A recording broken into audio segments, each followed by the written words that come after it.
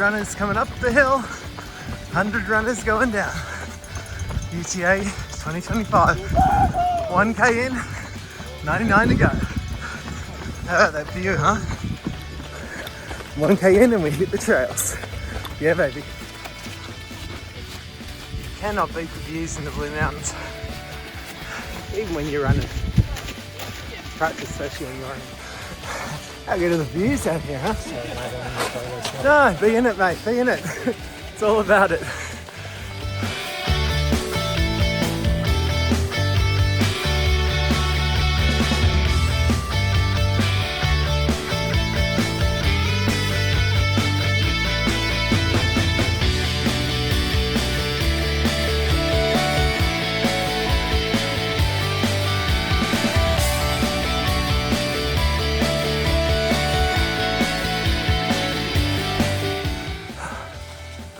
On UTA, there's views, there's good views, and then there's bad. How amazing is it? My God, it's so gorgeous. Just amazing. If you need something to take your mind off the pain on the trails, this view doesn't do it, nothing will. But this is seriously spectacular. It's usually super foggy through here, so to actually see it, it's next level. My God, it's gorgeous. We're 7k's into the UTA 100 and just hit the first hour. So far so good.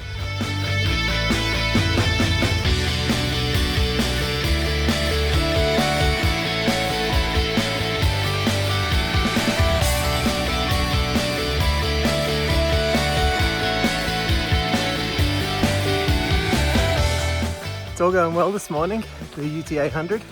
Just hit the 10k mark.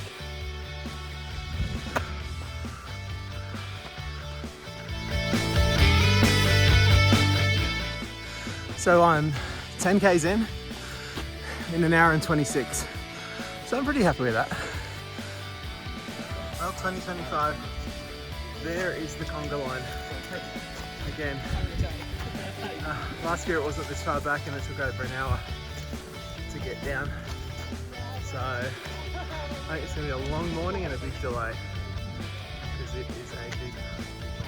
So UTA has become a bit synonymous with this bottleneck at the end of Narrow Neck, ironically. So I'm 13.64 k's into the race, an hour and 53. Let's see what time I end up by the time I get off this feature. So an hour and 53 now I've got. I reckon this is going to take at least an hour and a half, if not 2 hours. All right, dude, how we go? The notorious UTA conga line. All the way down there. All the way down there.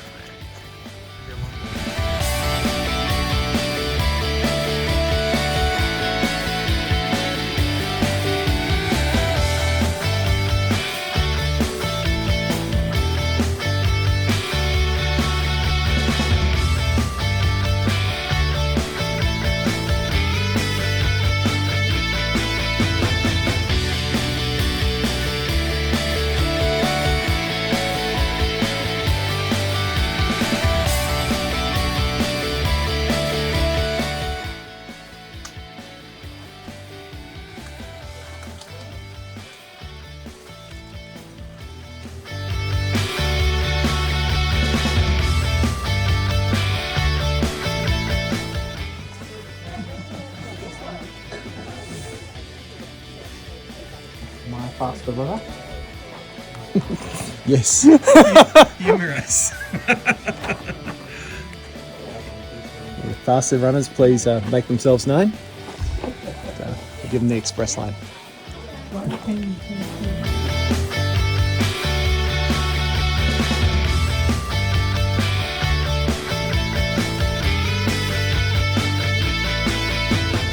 Well, it's been an interesting morning out at the UTA 100 2025.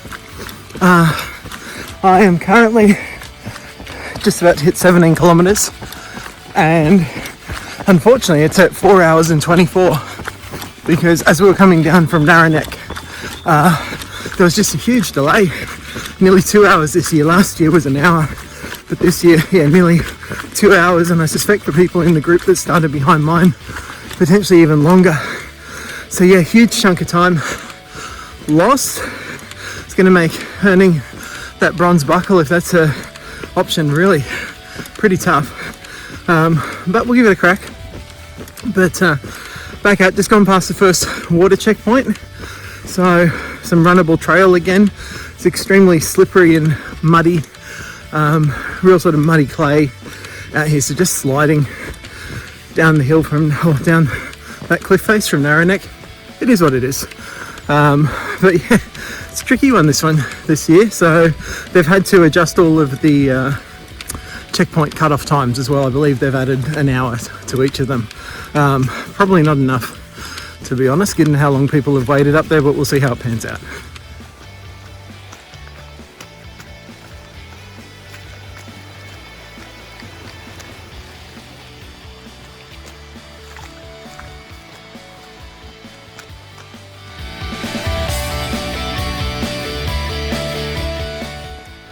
Quite a surreal experience on the UTA 100 this year, 2025. We've had the big Narrow Neck bottleneck, and since then the field's just blown up. We had people everywhere, and now there's hardly anyone around. There's one person in front of me. I think there's someone back behind 100 metres or two. Other than that, barely a soul, and I'm only 23 k's into the race because of that big stoppage, and it's just gone 1 o'clock, to give you some perspective. So trying to make up some time, trying to just lift the ante a little bit, see if I can keep that bronze buckle in mind, but we'll see how it goes. Nice warm day too. It's a steep climb, but here we are at Foggy Knob. 9 times. Good checkpoint this one.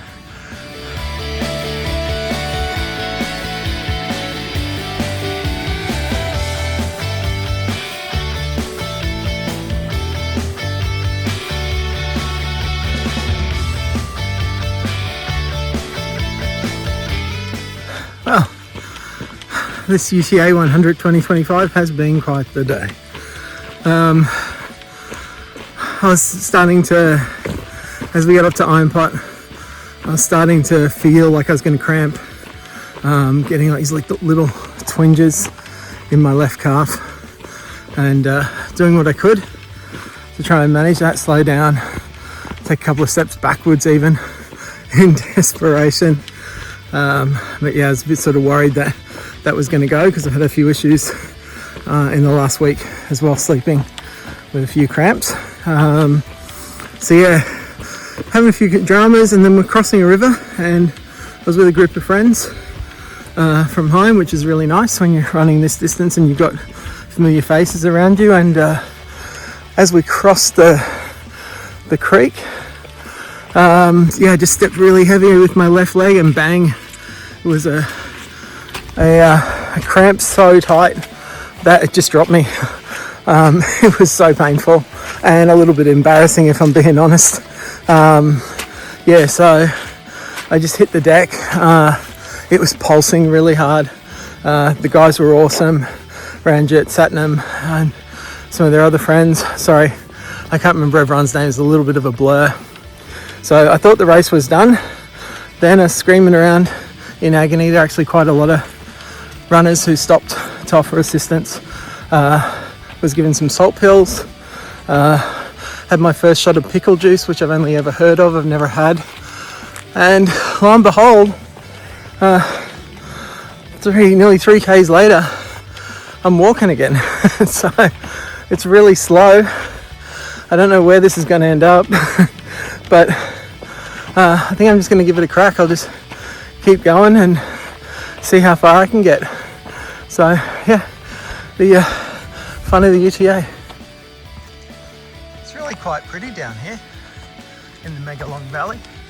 It's all these like really cool big boulders. You can see them up there. It's such an interesting place, this little particular area. I think we're on private land from memory. So it's not somewhere you can just come out and go, but the UTA Australia get permission to come out to some of these parts. But this bit has always fascinated me with these big boulders, and some are just jutting out from the grass, but there are others that are so large, so rounded, and just seemed intentionally placed. Yeah, it's fascinating. I don't know the history of the area, so if there's an indigenous connection or lore around this, but yeah, the more time you spend out in the bush, you sort of get used to what's familiar and what's not, and there's something about this area that's just different. It just has a completely different feel. So there's one of the boulders, or some of the boulders there, one just there in the bush, and there's a big outcrop just over here. So yeah, it's very unusual place. In terms of the race itself, 30 k's in. It's a long day at the office.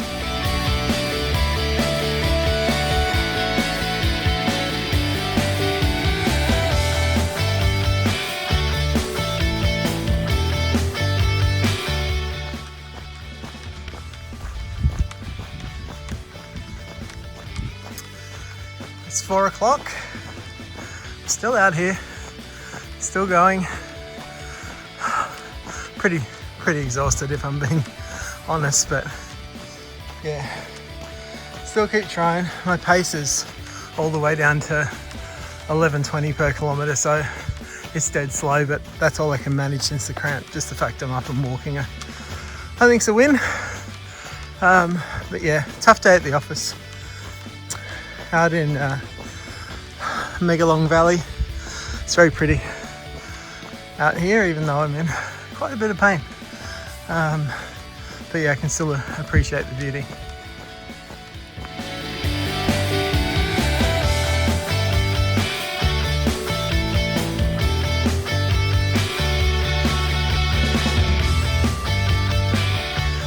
And when you're doing an ultra and you're out in the bush and you're thinking, when's that next checkpoint? And you get this vague idea it's in a K or two. The one thing that I think everyone finds is it's like a bush stuff out there. So I'll stop talking for a second and just see if you can hear the music, hear the bass.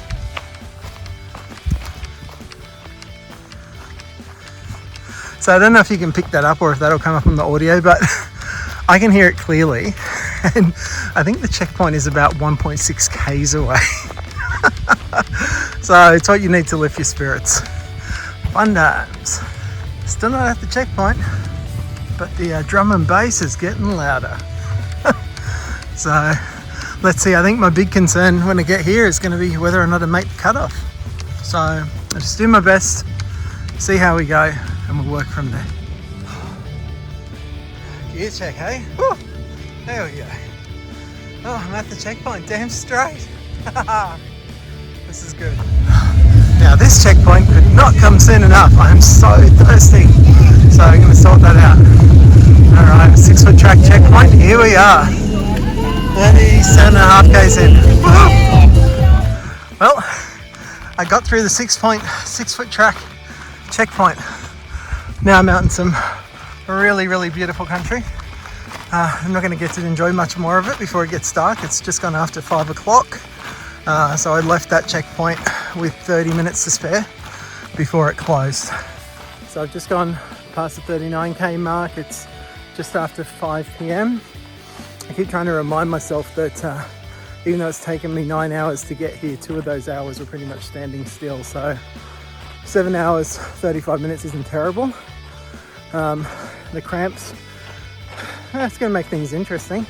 I just got to nurse it. I don't think I'm going to be able to run, but I can still walk. So we shall see. It's going to be a long night. Pretty sure I'm going to see the sunrise somewhere in the valley. And yeah, we'll see how it goes. But it's going better than I thought.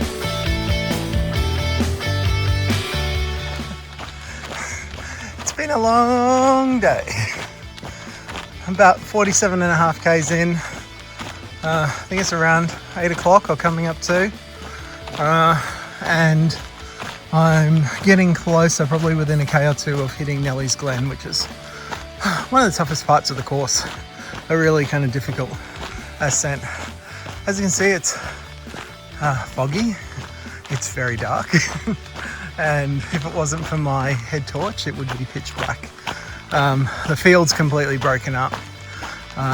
There's maybe 3 or 4 people a K or 2 ahead of me. I keep catching their lights, but beyond that there might be a handful left behind me. I know I'm not the last one because I haven't seen the sweepers, but at this stage I'm just trying to give it my best, work into the night and see if I can beat the cutoff at the aquatic centre and get in there and get out before the cutoff. I really don't know if I will. I'll just give it my best shot and we shall see how it goes. All right, a long day, and as typical with UTA, never turns out the way you expect.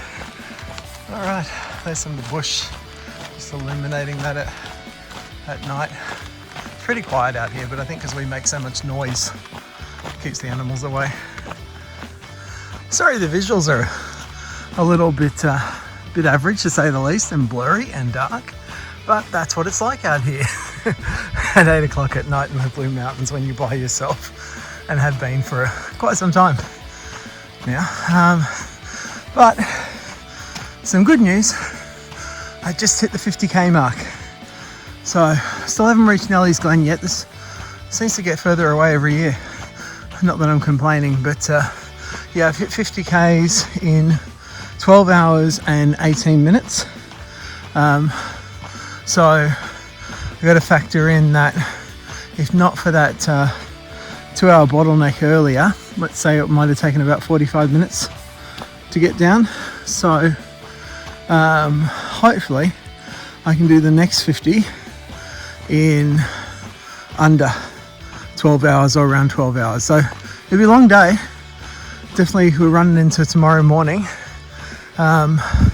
This is doable, but yeah, if I'm being honest, my head's all over the shop, as you can imagine, especially when you're walking out in the dark for hours by yourself and the only thing you can see is whatever's illuminated by your head torch.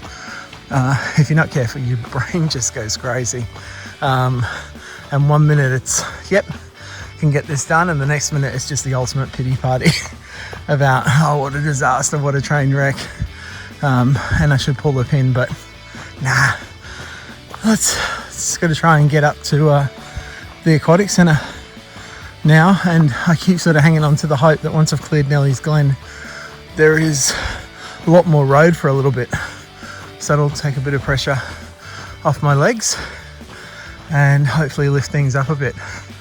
But yeah, 50k's still in the game. To think I thought I was going to have to quit at 27, so let's see. Well, this is probably my final check-in for this UTA 100 2025 race report, disaster report. So I try my best to keep going, but in the end I just couldn't make it to that checkpoint at the aquatic centre on time. So going up Nellie's Glen, I literally couldn't bend my knees to get up those. Some of those steps are sort of way above like normal height, and it was an absolute battle. I was having to use my hands and my poles to lift my knees. So yeah, I'll get to the checkpoint, but it's all done. So yeah, that's, you know, just the way it goes sometimes. I'm pretty hammered, so again, sorry about the vision, but there's really nothing else you're going to see out here. I was thinking of trying to film a little bit in Nellie's Glen, but that was just hell in there today. It started pouring really heavy when we got there, so that's a tricky place to negotiate at the best of times, but with the rain it was just too much, certainly too much for me.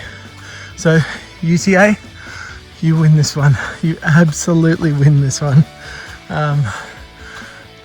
Obvious question, would I come back? I think at this stage it's probably a pretty firm no, and I say that one because it just wrecked me, and I think you always feel like that when you're trudging in. Yeah, I'm hoping, I assume I have to get to the checkpoint, but by the time I get there it will well and truly close, so I'm not sure what happens at that point. But really, yeah, the one thing, if I was to even consider doing this again, they'd have to fix that bottleneck. It just doesn't give anyone running in the later groups a fair shake, you know, to take off, run, you know, negotiate that first 13 or 14 Ks, which, you know, is challenging in itself, but then have to stop dead and let the lactic acid build up for 2 hours, run through your water and other supplies because you're standing around for 2 hours. It's just, that's not something I want to be a part of. That completely takes the fun out of this. So, but yeah, just that's my take. So it doesn't count more than when you say it out here on the trails. So I can see a little light here and there up ahead. Mind you, they're probably a lot further than they look. Probably got at least another half K or a K before I get out of here. And yeah, off to the aquatic centre. And yeah, call it a day. Well earned rest. Yeah, I am really sorry I didn't get to go on and finish this one. Time wise, I kept feeling I could somehow pull it out of the bag, but yeah, that inability to get my legs going, I'm like, if I'm in this state at 10 o'clock at night, 8 o'clock tomorrow morning, whatever it works out at Ferber, I'm just not going to be able to move. So, you know, I was thinking I probably might have to call it, but I hate the idea of that. So yeah, seeing that I've likely missed the cutoff, it's like, yeah, oh well, it's taken out of your hands. It's not the worst thing. You gave it a good crack, you know, get through 58 or 60 Ks or whatever it works out to. Yeah, look, honestly, you can't complain about that, right? So, not at all. Sorry for the crappy vision. The moon's over there. So, but yeah, I'm a bit exhausted to film. So, all right, take it easy. And yeah, so you can see I'm finally out of the bush. I'm heading towards the aquatic centre. Hopefully it's not too far away. I think it's a K or two more. It's one of the savage things of trail running. Yeah, I'm spent. Okay, get to the next checkpoint so you can pull the pin. But yeah, I just had a look. I think it's just after 10:30 now. One of the marshals has indicated that they may have pulled the time from 10 back to 11, but the reality is I'm not there yet. So even if I get there, I'm only going to make it by a hair's breadth, and I need time to rest, get changed, get something to eat. So really, yeah, if I have to call it, I'll call it and I'll own it. So, because it might be kind of like a 5 or 10 minute window when I get there. But yeah, most importantly, the reason I thought I just wanted to say one more thing wasn't for that. It was because I just wanted to thank all the people who stopped and like were so sincere. When I hit the deck with that cramp earlier today, it was like just nuts. You know, they're here trying to do their thing, you know, trying to get a good time, and to kind of put that aside for, you know, in some cases there were a few friends there and I was so lucky that they were there, but there was also a lot of perfect strangers, and that's like the awesome thing about the trail running community. It really is a community. So, you know, to everyone who jumped in and helped, particularly Satnam, Ranjit and their friends. Sorry, I didn't get everyone's names. It was a bit of a blur. But yeah, I just sincerest thanks. Like, it's not just, you know, the good part of the trail running community. That's the good side of humanity. So, and I was very lucky in that regard today. So, you know, it's allowed me to get back up, keep going, you know, double the distance I would have done if they weren't there, and I just thought, well, that's it. So yeah, people can be pretty awesome sometimes, so I think it's important to acknowledge that. All right, I'm gonna concentrate on getting myself to this checkpoint so I can tap out. All right, bye. And so it ends at the aquatic centre. I made it with a little, sweepers told me I could get back out there if I wanted to, that I had a little bit of time, but the reality is I know they're going to be on my case for the next 40 Ks. I can't race under that pressure. And that's fine, like they're awesome. So yes, I made the call and just waiting to get picked up, and yeah, that was a tough day at the office. All right, but yeah, here's the infamous Aquatic Centre, the place where I've been told has the highest rated DNFs, and there you go. I've got mine here now. So part of the DNF club. All right, mate.